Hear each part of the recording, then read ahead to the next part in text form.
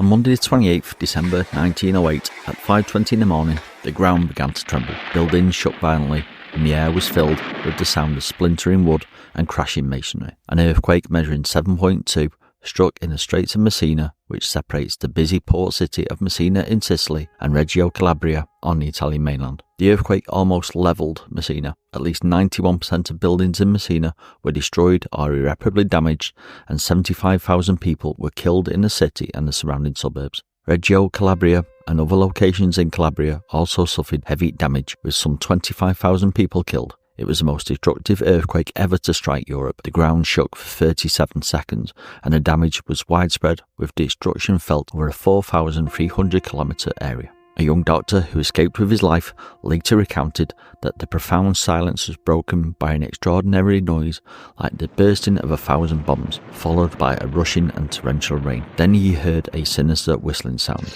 like 1,000 red-hot irons hissing in the water. Others reported experiencing 3 separate and different movements during the 37 seconds main shock. The first shaking backwards and forwards, the second thrusting violently upwards, with the third moving in a circular motion. Most accounts agree it was the second upward motion that caused the widespread destruction in Messina.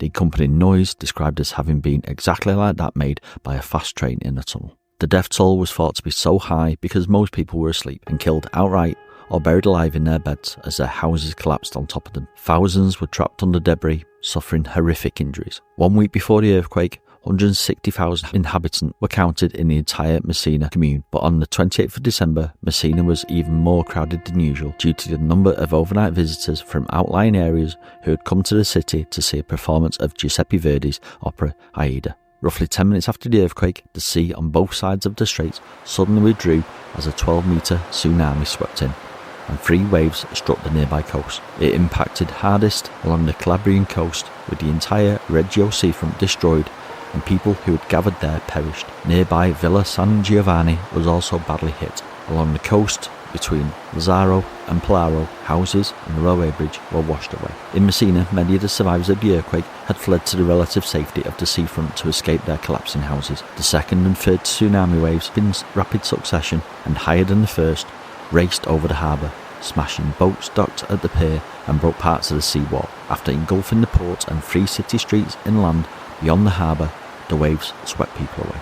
Messina's harbour was filled with floating wreckage and the corpses of drowned people and animals. About 2,000 people were killed by the tsunami. Messina lost almost half its population, and the entire historical city centre was devastated, including its Norman cathedral, which had withstood a previous earthquake, such as the severe one in 1783, with just the perimeter walls remaining standing. The Messina shoreline was irrevocably altered, as large sections of the coast had sunk several feet into the sea. Houses, churches, palaces and monuments, military barracks, commercial, municipal and public buildings had all collapsed entirely or were severely damaged. Many structures were cracked shells, roofless, windowless and standing upright precariously. The boarding school in Corso Cavo was pulverised, burying the students. A total of 348 railway workers were killed when 2 railway stations crumbled. American consul Arthur Cheney and his wife Laura were killed. The French consul and his children also lost their lives, although his wife escaped.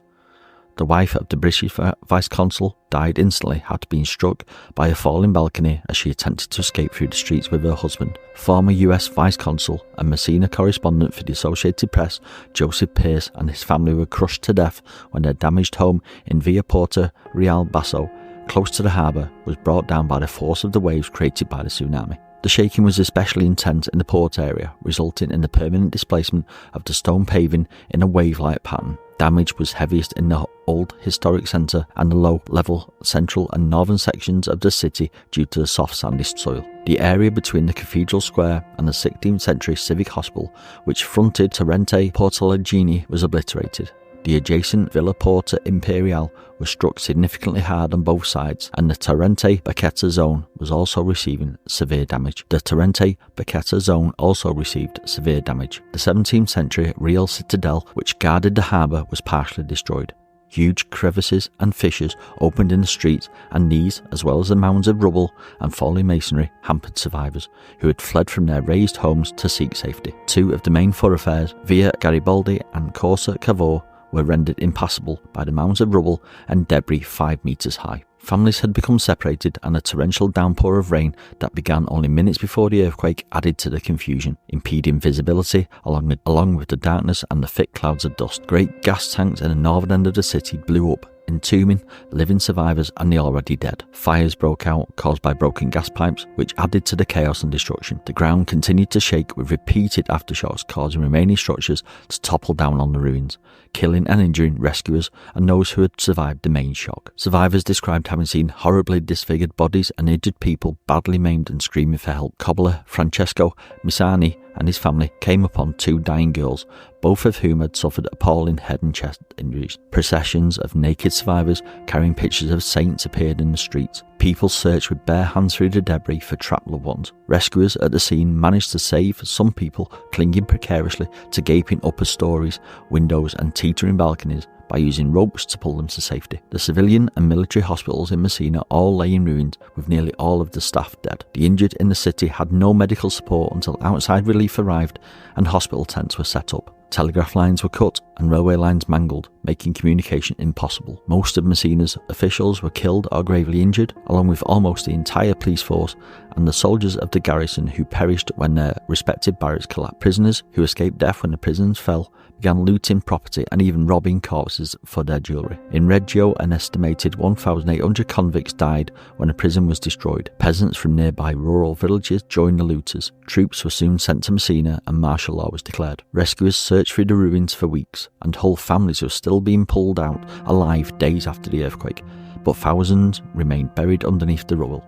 Their bodies never recovered. Buildings in Messina had not been constructed for earthquake resistance, having been built out of small stones and mortar with heavily tiled roofs, ornamental cornices, unsupported crossbeams and vulnerable foundations on soft soil. News of the disaster was carried to Prime Minister Giovanni Giotti by Italian torpedo boats which set out from Messina to Nicotera, where the telegraph lines were still working. But it was midnight by the time he was told. The Italian Navy and Army responded and began searching, treating the injured, providing food and water and evacuating refugees. Giolitti imposed martial law under the direction of General Francesco Mazza, with all looters to be shot, which extended to the survivors foraging for food and searching through the rubble for trapped family members. When the reconstruction of Messina began in 1909, authorities mandated architecture able to withstand earthquakes of variable magnitude. Initially, a plan was adopted to demolish the remaining structures of Messina and to transfer the city and its port elsewhere in Sicily, but strong protests from Messina residents led to the discarding of this suggestion. The new city of Messina was constructed on the rubble of the old city,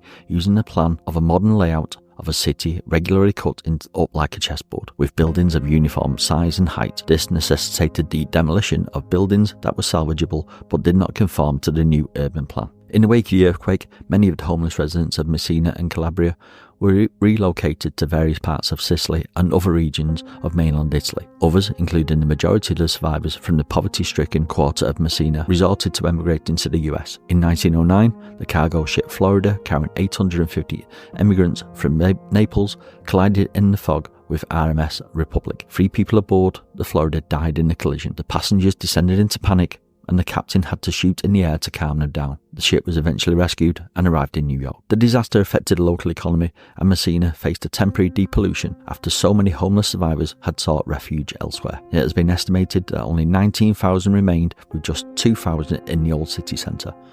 However, there was soon a huge influx of migrants who were needed as necessary labourers for the reconstruction. According to the 1911 census, the population of Messina had increased to 127,000. Among those were many people from Messina who had returned to their native city.